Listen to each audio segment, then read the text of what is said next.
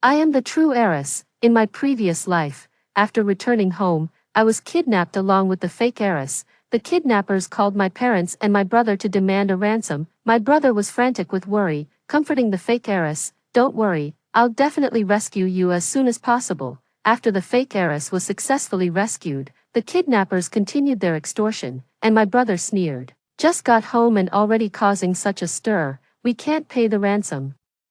Or else every Tom, Dick, and Harry will think they can mess with our family, let's call the police. And just like that, in their fury, the kidnappers killed me. When I opened my eyes again, I had returned to the moment when the human traffickers came knocking in my childhood. Little girl, do you recognize the boy in this photo? In my past life, I said, this is my brother, and ended up being kidnapped. In this life, I smiled slightly and said, Auntie, that brother is right over there. You should go find him quickly. My name is Caroline, originally born into a century-old aristocratic family in Green Island City. My father, Casper, as the head of this generation, married my mother, Georgia, from an equally prominent family. The union of these two powerful families made them two towering figures in Green Island City. I have an older brother named Wallace who is 3 years my senior. Since birth, I've always loved tagging along behind him to play.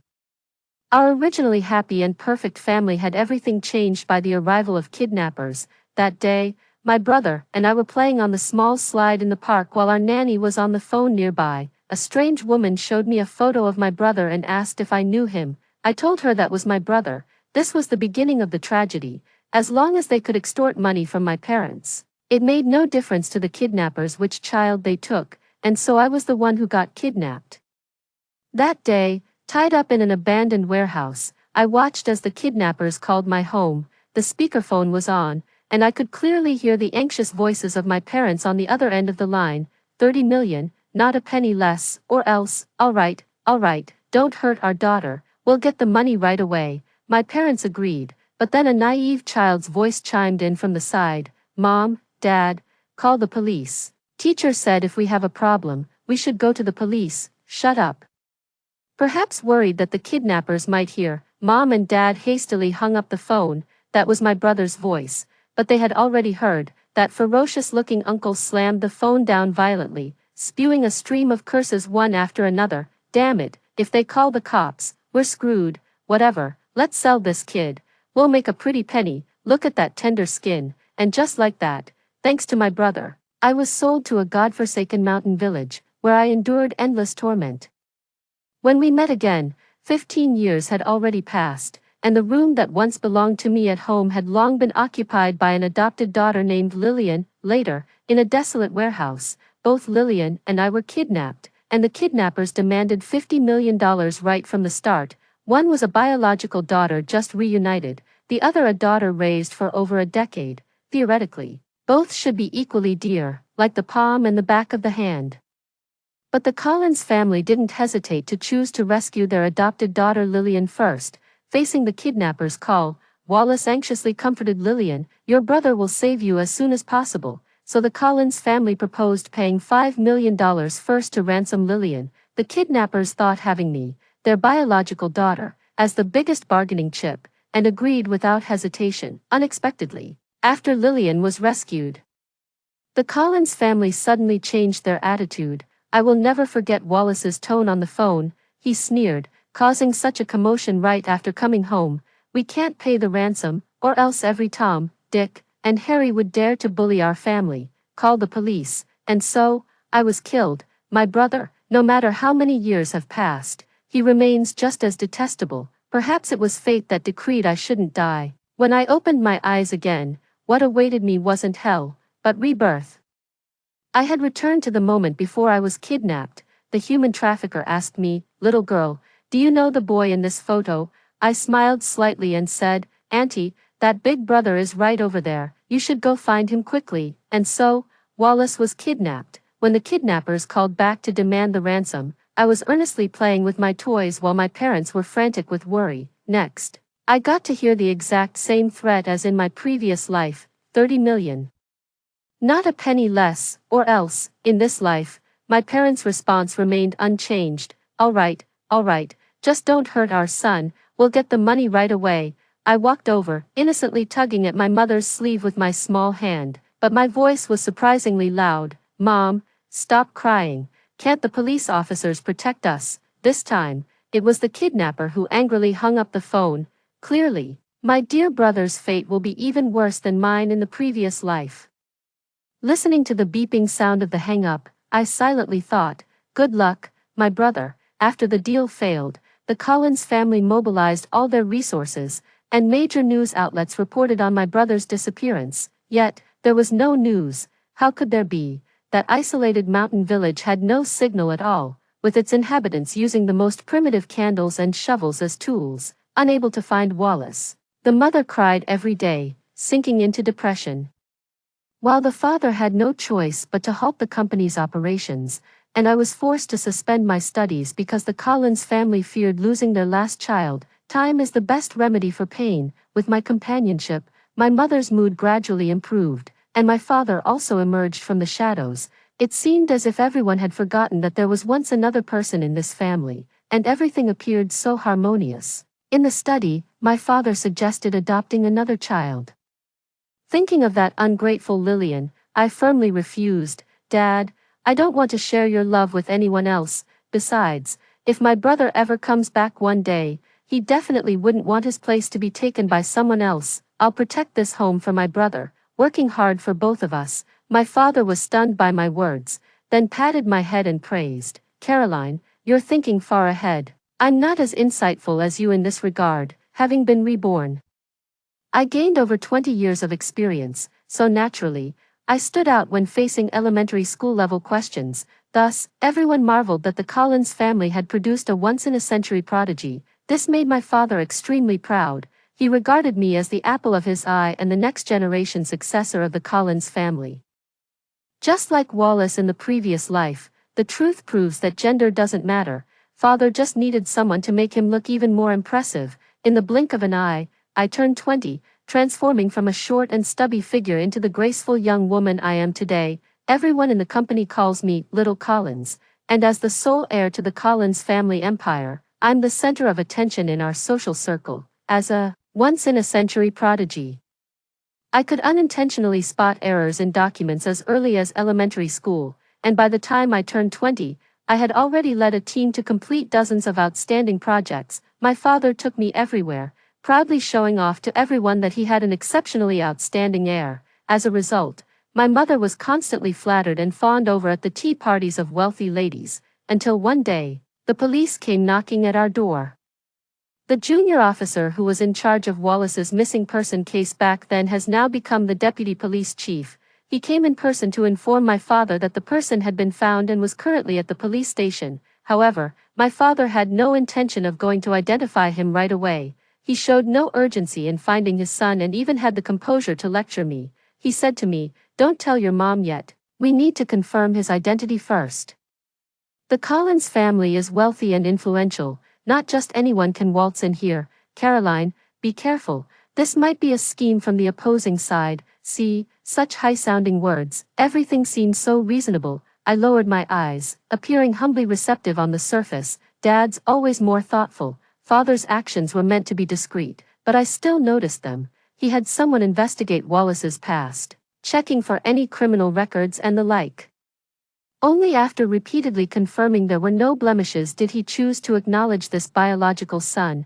In Father's eyes, blood ties were far less important than maintaining a pristine external image. How ridiculous, but the show I've prepared should begin now. The villa's reception hall witnessed a reunion after 15 years apart. Wallace spent over a decade in a remote village, working in the fields before dawn every day and washing clothes for that family at night.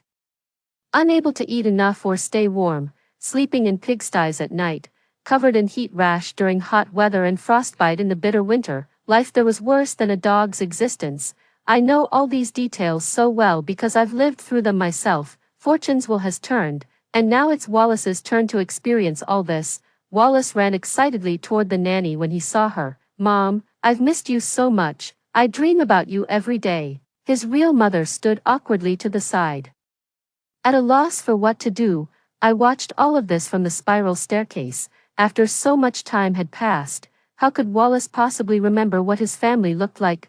No wonder he made the mistake. The live-in nanny at home earns a monthly salary of 80,000, dresses impeccably, and carries herself with more grace than some wealthy wives kept by big bosses. In contrast, Wallace is clad in cheap, poor-quality clothes worth just a few dozen yuan, with various patches and mending marks all over.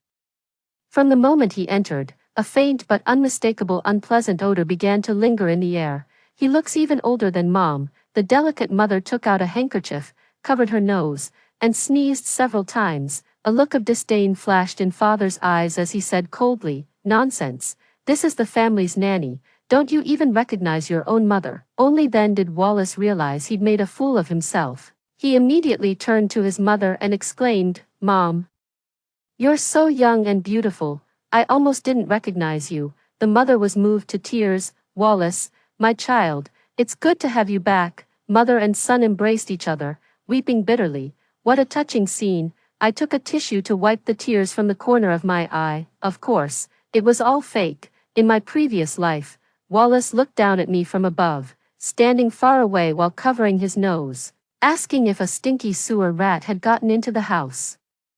He also claimed that Lillian was his only sister. How could I possibly let him off the hook this time? Pretending to be clueless, I asked, "Dad, Mom, why is there such a strange, foul smell in the house? Could there be something dirty that got in?" "Don't let it be some contagious virus." The butler, thinking he had neglected his duty, came over to inspect and said, "There is indeed a foul smell. But I swear the cleaning staff thoroughly cleaned the entire house twice this morning and even sprayed air freshener." The nanny who had just been mistakenly blamed hesitated before speaking. No, it's probably not a virus. It's just the young master's body." Under everyone's gaze, Wallace felt deeply ashamed and self-conscious, though his dark complexion made it less noticeable. He turned to glare at me, his eyes burning with fury. Upon hearing this, Mother took a few steps back, then added unconvincingly, "My Wallace has suffered so much. What kind of life is this? No, call the doctor immediately and give Wallace a full-body checkup." Wallace was incredulous, staring at his mother, who had just been overcome with grief. He shouted, "I'm perfectly healthy and don't carry any viruses." Mother hesitated, but Father gave a direct order. "First, get cleaned up. Tomorrow, have the doctor give you a full checkup." The butler had already prepared Wallace's room in advance and was ready to take him upstairs. I awkwardly explained, the room that originally belonged to my brother has been converted into my study. It was just completed half an hour ago." Even if Wallace was slow on the uptake, he couldn't miss my hostility. He blurted out, "Who the hell gave you the right to take over my room? Give it the fuck back." Father and Mother's expressions turned grim. They couldn't believe their son would utter such vulgar words. I looked startled. "Sorry, I didn't mean to." Father stopped me, speaking gently. "Caroline, you did nothing wrong. There's no need to apologize," he said to Wallace with disappointment. "It's just a room. There are so many rooms in the villa. Could there possibly be none left for you? You're quite something, coming back and immediately quarreling with your sister. What kind of brotherly behavior is that? Truly a country bumpkin." Father nearly let it slip but stopped himself in time, looking awkward. Wallace was furious. He turned and stormed into a guest room, slamming the door with a loud bang. On the very day of our reunion, my long-lost brother left everyone with a terrible first impression. The next day, Wallace underwent a full-body checkup. The results showed he was malnourished, anemic, had low blood sugar, and chronic gastritis. Fortunately, being young, he didn't have any serious illnesses. The doctor prescribed several medications and advised him to take good care of his health before leaving. His mother breathed a sigh of relief and then hugged her freshly cleaned son to comfort him. I knew she spent hours scrubbing herself in the bathroom last night, terrified she might have caught some unclean disease. I'm no longer surprised by this, because in my previous life when I returned, she did the same thing. Even if I had only held her hand, she would wash herself repeatedly under the pretext of going to the restroom. And when I caught her, she'd awkwardly explain that she had a bit of a cleanliness obsession. In fact, I saw with my own eyes how she tenderly wiped the corner of Lillian's lips without the slightest hint of disdain. She was merely disdainful of the wild boy who had returned from outside. Mother gestured for me to come over and sighed with emotion. Now our family of 4 is finally reunited, and nothing can separate us again. Father looked at us with a smile, as if he had already forgotten yesterday's argument.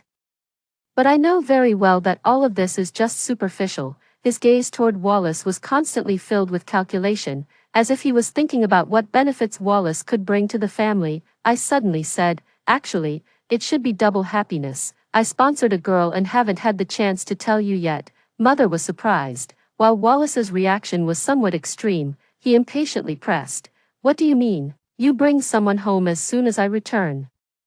I was startled by the sudden increase in volume. Father frowned, clearly displeased with Wallace's somewhat crude manners and behavior. "Wallace, don't shout at your sister. This isn't the countryside. Let Caroline finish what she has to say. Who is close and who is distant, one can easily imagine." Mother quickly took my brother's hand to comfort him.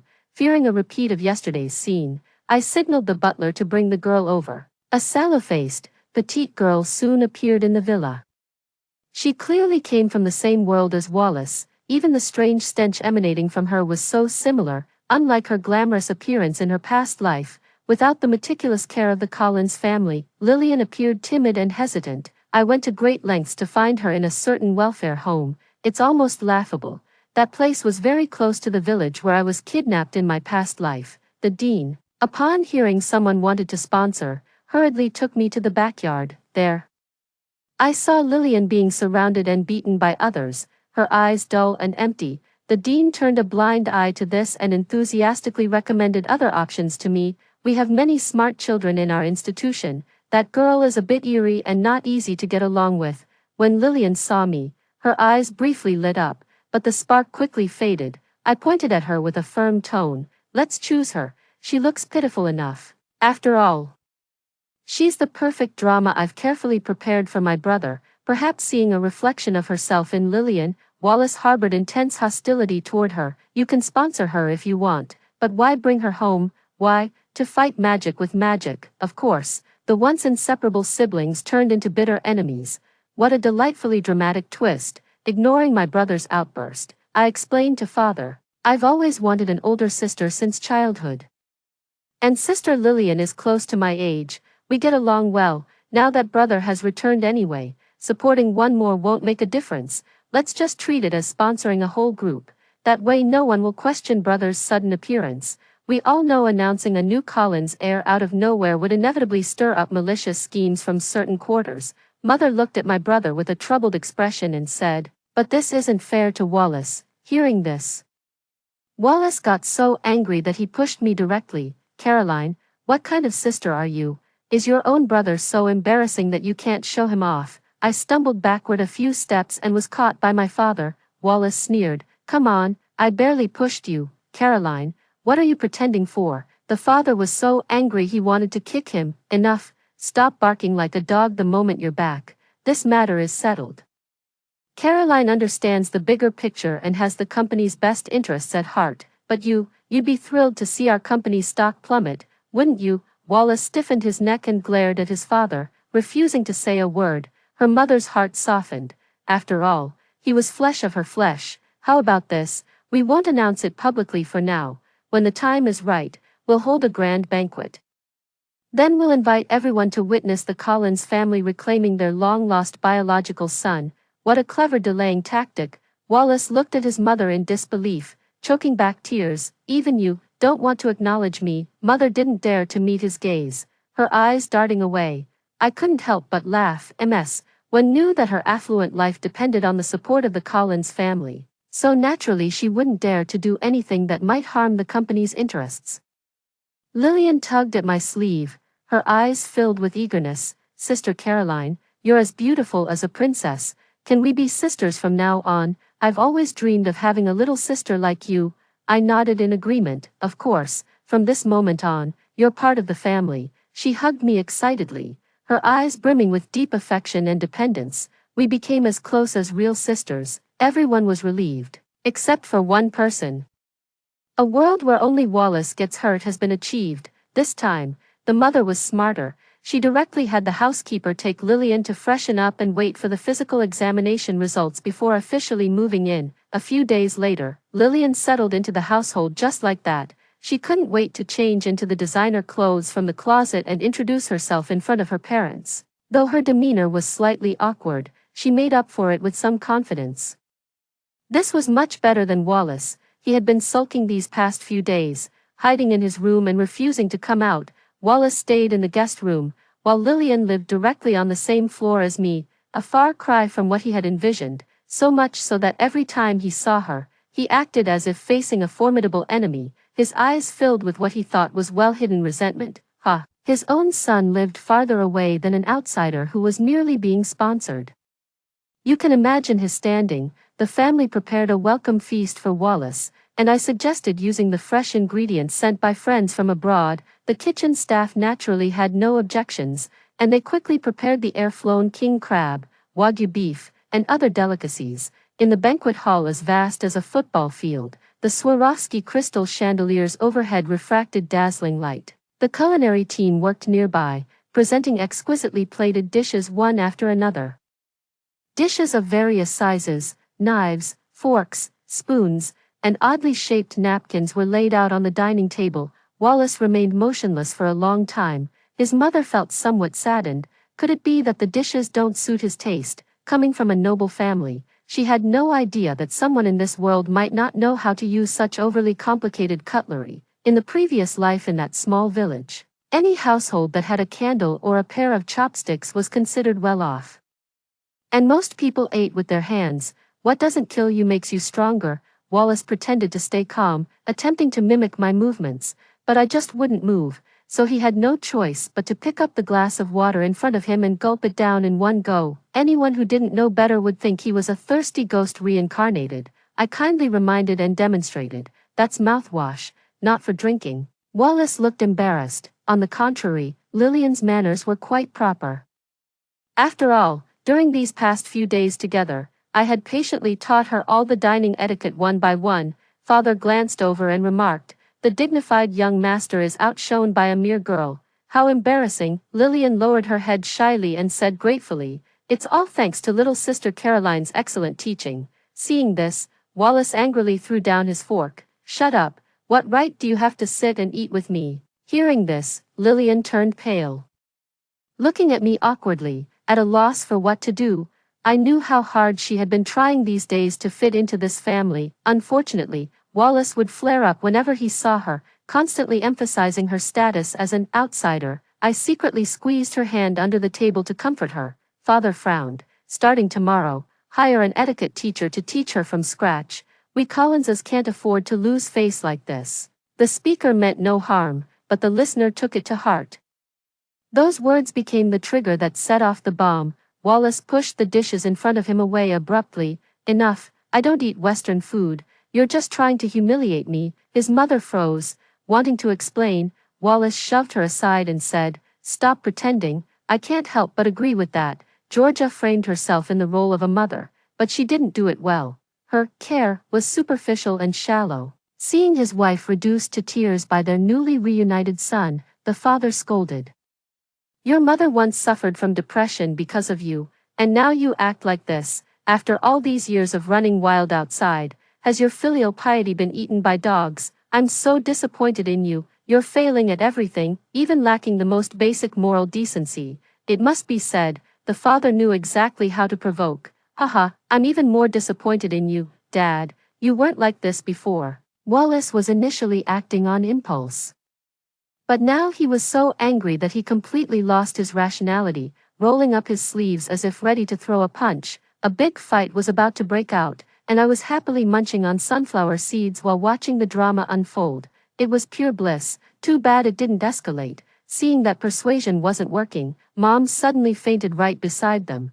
Her father quickly escorted her back to her room to rest, leaving the scene in chaos. In the following days, the atmosphere at home remained tense and awkward. Wallace stayed holed up in his room every day, refusing to come out. His mother's repeated attempts to show concern were met with rejection, leaving her wiping away tears in secret. Glancing at the noticeably empty seat, her father scoffed. Country folk just can't handle proper occasions. If word gets out, where will my dignity be? The sky is vast, the earth is wide, but his face is the greatest of all, so I took the opportunity to recommend an etiquette teacher. Professor Jason is an old-fashioned stickler from the Etiquette Academy. Thus, Wallace had no choice but to spend every afternoon learning etiquette, starting with the most basic dining manners. Lillian volunteered to join the study. Professor Jason wielded the teaching whip, her lash seeming to have eyes. Any slight misstep from either of them would earn a strike. But Lillian had been trained by me before, so she learned quite well. The better Lillian performed, the more Wallace suffered, and his performance was so poor that even Professor Jason couldn't bear to watch. The physical punishment he received grew increasingly severe. After just one lesson, Wallace ran to his mother in tears, crying, "Mom, I don't want to learn etiquette anymore. It really hurts. I'm going to be beaten to death." Faced with her eldest son's tearful plea, the mother's heart softened on the spot. No rules, no standards. If you can't endure this little hardship, how will you ever succeed in life? During business engagements, do you want rival companies to laugh at us? Why can Lillian learn so well? Father made the final decision. Our daughter did the right thing. Warner, don't interfere. Afraid my mother might soften again, I directly bought 2 plane tickets and had my father take her on vacation. Wallace stopped me upon finding out, his gaze sinister. "Caroline, don't think I don't know you arranged all this. We'll see." After saying this, he tried to teach me a lesson, but I dodged just in time. His shoulder slammed into the railing, and he cried out in pain, "Someone help." Caroline pushed me. Unfortunately, no one would choose to stand up for him at this moment. I laughed and said, "Go ahead, scream, it won't do you any good. You probably don't know this, but for privacy reasons, while none of the rooms in the house have surveillance, all the hallways and corridors do." "Oh, I forgot about your situation, brother. Do you even know what surveillance is?" It turns out Wallace really didn't know, foolish without even realizing it. In my past life, he and Lillian performed this call and response routine, teaming up to frame me with these cheap tactics, and our parents couldn't be bothered with the truth. They decided everything was my fault and lectured me relentlessly. This time, Lillian naturally stood on my side. She stepped in front of me, her tone resolute. "I can testify that all of this was brought upon himself by young Master Wallace. Every time I was diligently studying, young Master Wallace was daydreaming." Wallace slapped her. "Who do you think you are, acting so clever?" He didn't dare to actually lay a hand on me, so Lillian was the perfect candidate for him to assert his authority. That slap was delivered with full force, leaving Lillian's face swollen and looking utterly pitiful.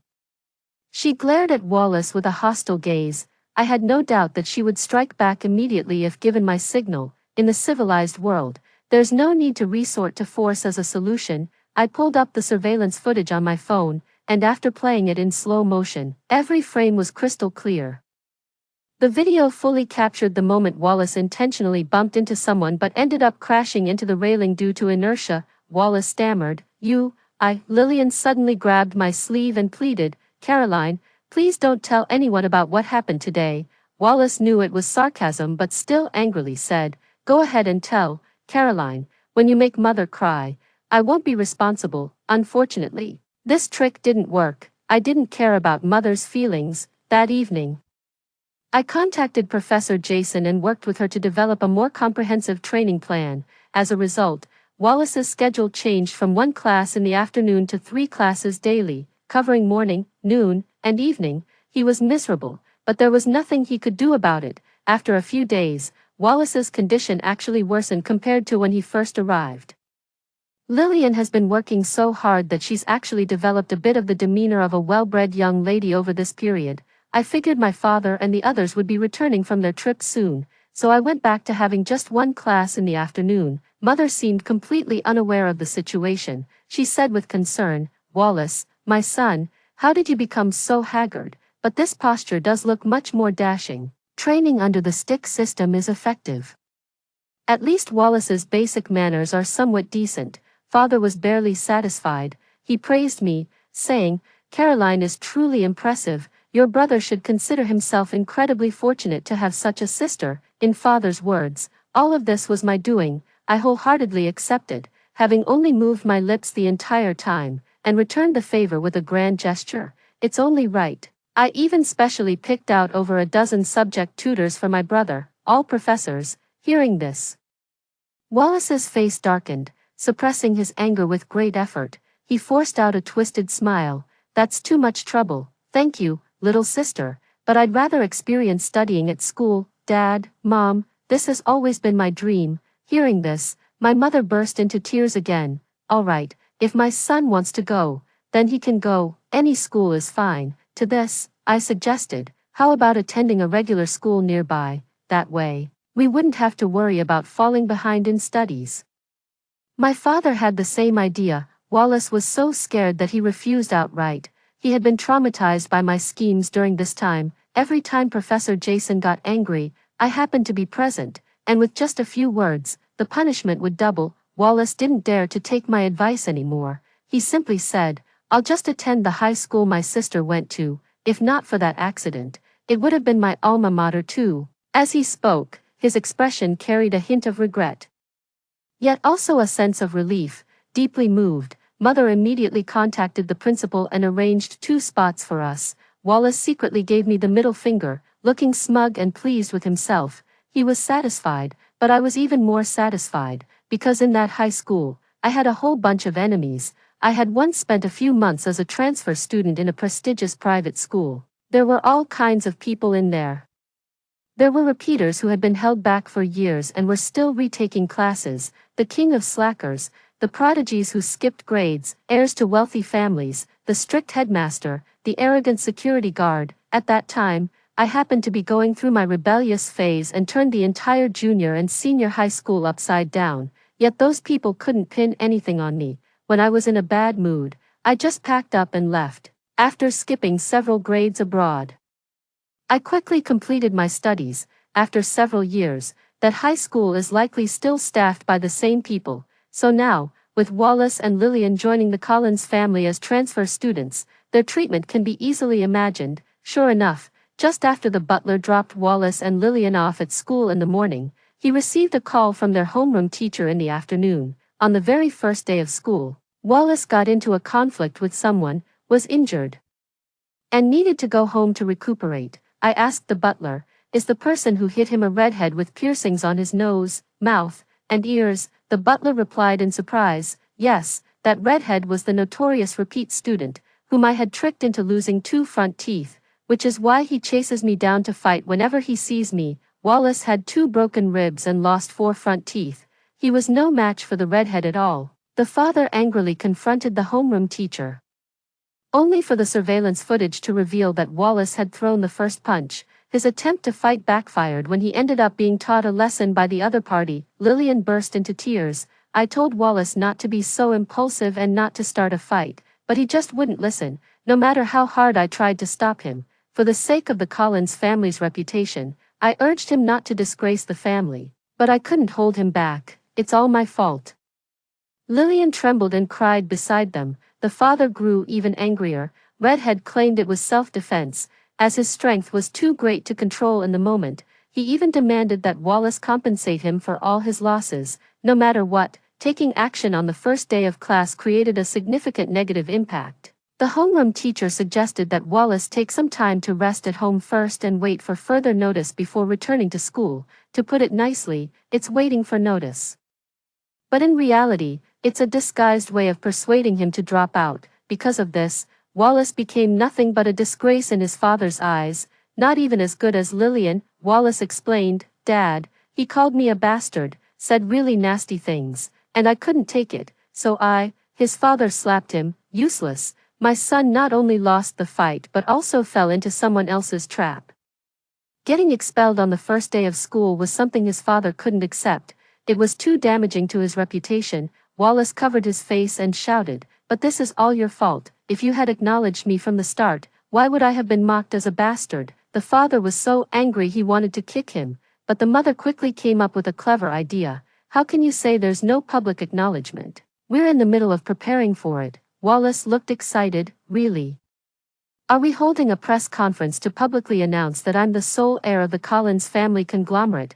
He conveniently skipped over his father and directly erased my inheritance rights. In reality, the father held all the power, with the majority of shares firmly in his grasp, leaving no opportunity for anyone to covet them. Even I don't have much say in the matter. If nothing unexpected happens, he probably won't let go until his death. Coveting the company before his death, Wallace committed a grave taboo. I even sensed a murderous glint in my father's eyes.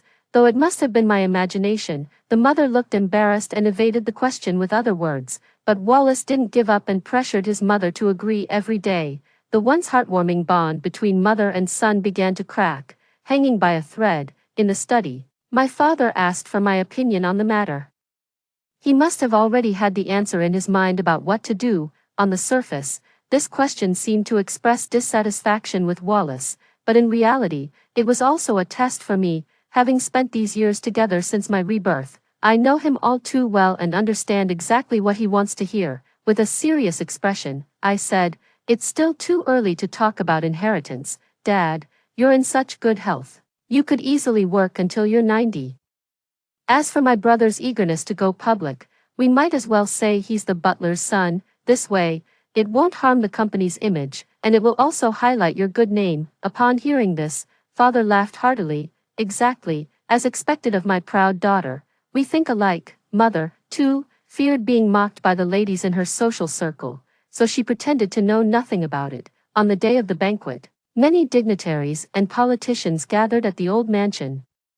Amid Wallace's eager anticipation, the announcement moment arrived. Holding the microphone, Father declared that Wallace was the long-lost son of the butler, and out of pity, he intended to adopt him as a foster son. Wallace would receive annual stock dividends, a treatment similar to mine. Wallace's hope for status as a son was reduced to that of a foster son, and his inheritance rights were downgraded to stock dividends.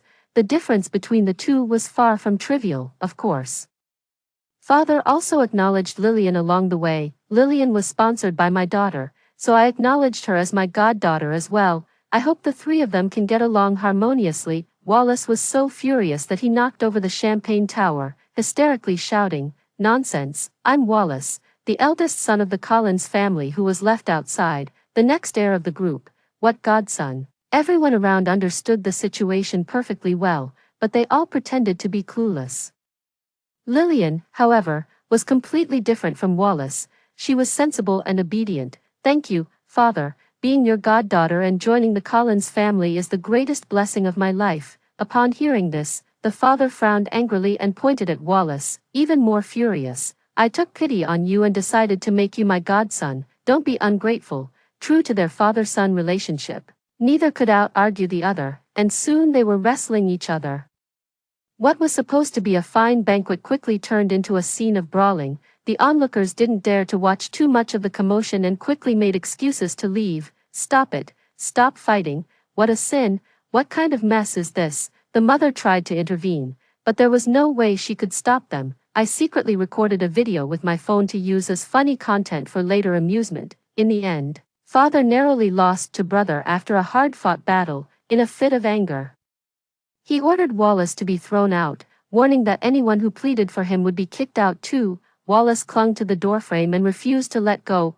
"Why should I leave? If anyone's going, it should be Lillian. She's the outsider. She doesn't belong in this family." Father was so furious that he immediately locked all the doors and windows, cutting off any chance he might sneak in. I whispered in Lillian's ear, "Brother is really terrifying, like a savage. If only you were my real sister, we'd get along so well, and we wouldn't have to be embarrassed like today." Sure enough, after those words, Lillian seemed lost in thought. My mother grabbed my hand and pleaded, "Caroline, help your brother. He just got back. Where will he go if he's kicked out?" When I was held for ransom before, I never saw her this frantic. I calmly withdrew my hand and explained, "Father is furious right now. Anything we say will only make it worse. We'll have to bring it up again later. I'll take someone to find brother later. Don't worry, everything will be fine." After hearing this, Mother breathed a sigh of relief and went back to sleep for her beauty rest. Others might suggest going together, but Mother wouldn't. She's always been like this, showing maternal love, but just barely enough. I walked down the mountain path with the butler, and before long, we found Wallace. When he saw the butler, his face lit up with hope. "Dad sent you to bring me back, didn't he?" I knew he'd regret it. I tossed him a card. "This is the living allowance Mom gave you. Stay outside for a while first." Wallace's expression froze bit by bit. "What do you mean? Am I not allowed to go back to my own home?" "I get it now. You're lying. This is all your scheme, you vicious woman." The butler timely intervened to stop his attack. young master, mind your words. This has nothing to do with the young lady. Madam gave you this card out of concern for you. Wallace kicked the butler directly. Get lost. You're all birds of a feather, colluding in evil. I don't believe a word you say. Before leaving, he didn't forget to take the card and threatened, I'll kill both of you sooner or later. Just wait and see. I can't wait to see his expression when he discovers the wrong password on the back of that card. It's bound to be priceless. After Wallace left, the old house instantly fell into silence. Mother would occasionally murmur my brother's name, seeing the object and thinking of the person. Caroline, your father must have cooled down by now. Why don't you go bring your brother home first? I really don't want to face Wallace's petty and scheming expression. The company has been quite busy lately. Maybe we should have Lillian pick it up instead. Lillian readily agreed. However, by evening, there was still no message from her. She vanished, taking Wallace with her. It wasn't until I received the kidnapper's call that I remembered the kidnapping incident. One truly shouldn't exhaust all means of wrongdoing. Life is unpredictable. Who knows when the tides might turn? The kidnappers somehow found out about my brother's identity and made an outrageous demand. $5 million, or you'll be collecting his corpse. The house was thrown into chaos by that phone call. $5 million. Converted to Chinese yuan, that's nearly 300 million. Even withdrawing that much cash directly from a bank wouldn't be quick. My mother burst into tears. Let me see Wallace first. Is he hurt? The kidnapper put the call on speaker, and Wallace's terrified voice came through. Dad, Mom, you have to save me. My parents were only concerned about my brother, so I ended up comforting Lillian. Don't worry, sis, I'll rescue you as soon as possible. The call was cut off after a few seconds, and the kidnappers gave us half an hour to prepare. My father asked me to discuss a plan. I suggested, how about this? First use a few million to ransom Sister Lillian back, then use the time gap to call the police and catch all the kidnappers in one go. Mother sobbed. Can't we save Wallace first? He's our real family. I smiled bitterly and spread my hands. But a few million isn't enough to ransom brother, and we don't have that much liquid cash at home either. There's no time to waste. The longer we delay, the more danger they'll be in. Lillian was merely a beneficiary of the Collins family's support, so securing her release first would be relatively easier. This move would also show the kidnappers that we were genuinely willing to pay the ransom. After hearing the explanation, my father immediately decided to proceed with this plan. Half an hour later, we proposed using the available liquid funds to secure Lillian's release first. We will only continue to raise the money after confirming the person's safety. The kidnappers agreed almost without hesitation. After all, Wallace was their trump card. A few minutes later, we received an anonymous text message and successfully found Lillian unconscious in a suburban area. She was covered in dust, and upon examination, only had some minor scrapes on her body.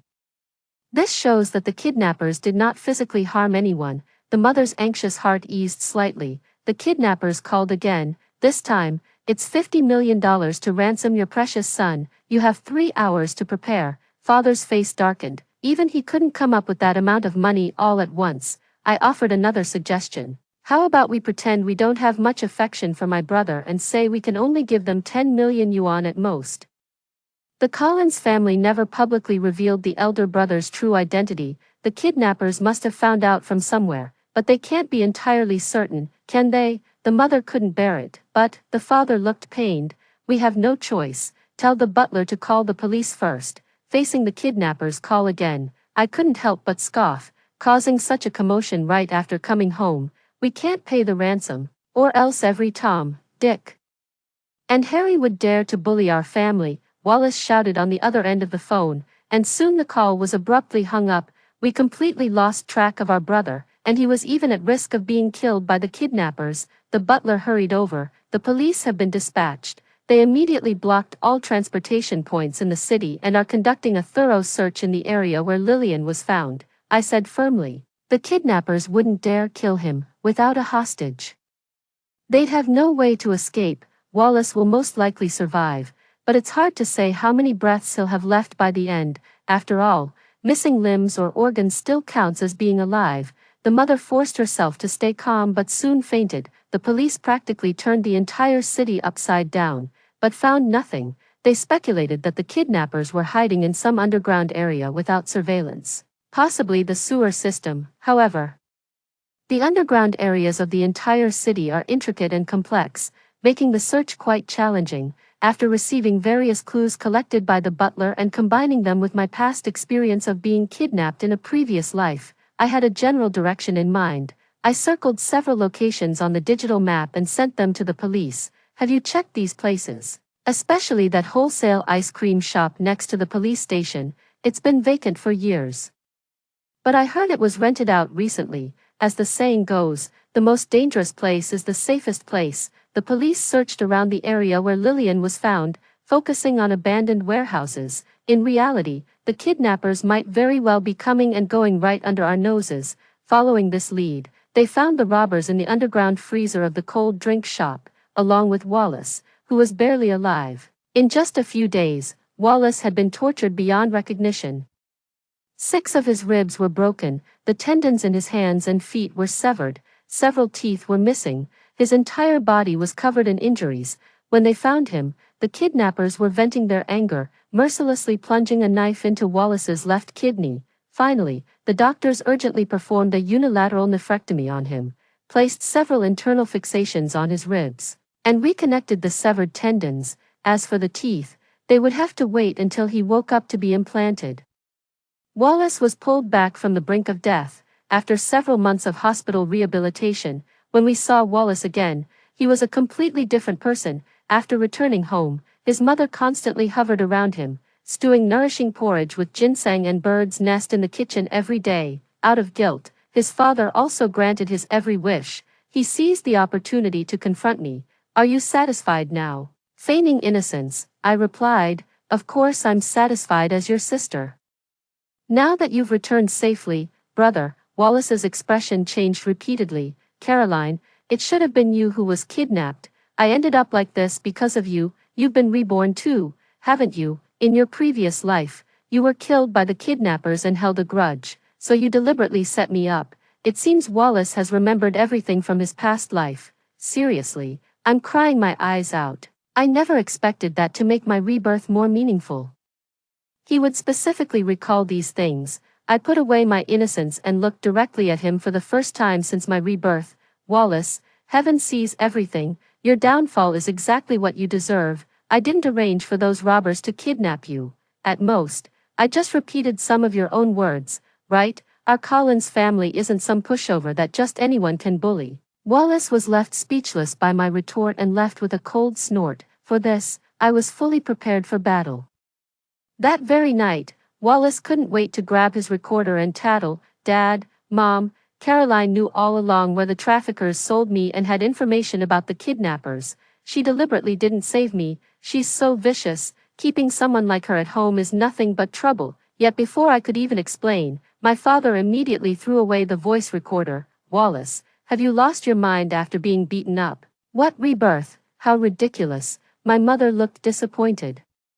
"Wallace, Caroline worked herself to the bone to save you, and here you are, not a shred of gratitude, only resentment in your heart." Wallace was dumbfounded. A few days later, he gathered more evidence, intending to prove that I was a malicious person, yet my parents didn't even glance at it before turning around and throwing it into the shredder. Wallace broke down, his disfigured face twisting into a terrifying grimace, like a demon crawling out of hell. How could the eldest son of the Collins family possibly be such a person? I couldn't help but laugh out loud. "Brother, are you only now realizing what kind of people our parents are? Rebirth means nothing to them. You're just a disabled person now. But I'm different. I am the next heir of the Collins family, their proud and outstanding daughter. This alone is enough to negate the so-called evidence you presented." Unable to move against me, Wallace then attempted to turn my former good sister against me. However, he miscalculated. Lillian regarded him as a scourge and naturally showed him no kindness. After countless setbacks, Wallace became disheartened and seemed to accept it all. The good siblings from the past life ultimately turned into enemies. Lillian secretly found me, and she didn't believe a single word of Wallace's story. So all the servants at home knew that the eldest young master had lost his mind after returning, spouting nonsense all day long. I told her, "Why don't you just pretend to believe it, and then we'll expose his true colors together." Lillian readily agreed. In the study, Wallace brought out another box full of thick documents. Lillian can vouch for me. In our past lives, she was my sister. And the one who was kidnapped was Caroline, should be the one to inherit the Collins family empire. That bitch Caroline deserves to be kicked out of the house, I said tearfully. Brother, how much do you hate me? You curse me to die every day. When you were kidnapped before, everyone did their best. It really wasn't anyone's fault. The kidnappers were the ones who deserved to die. If I could predict the future like you claim, would I have been killed in my past life? Wallace flew into a rage. Bullshit, you're talking nonsense. With both witnesses and evidence present. What more do you have to say for yourself? Under his expectant gaze, Lillian said, Wallace's brain must be broken. He even deliberately bumped into Caroline earlier. You can see it in the surveillance footage. Under my relieved gaze, Lillian pulled out the video of Wallace from when she was learning etiquette. She turned and pointed at me, saying, Caroline is so kind, yet you, Wallace, keep scheming against her just to inherit the company. Don't you feel any guilt? Wallace's expression gradually hardened. Lillian, in our past life, I treated you so well. I saved you first when things went wrong, and this is how you repay me. Lillian coldly replied, You're insane. The father had grown weary of this endless farce. There hadn't been a single peaceful day at home since Wallace was discharged from the hospital. He instructed the butler, Wallace is possessed. Take him to that house in the western suburbs. Without my orders, don't let him out again. The mother said through tears, Wallace, get proper treatment. Come out only when you've regained your senses. Clearly, everyone in this lifetime stands by my side. I smiled at him, my lips moving silently. I won. Lillian pointed at him and said, Wallace has gone mad.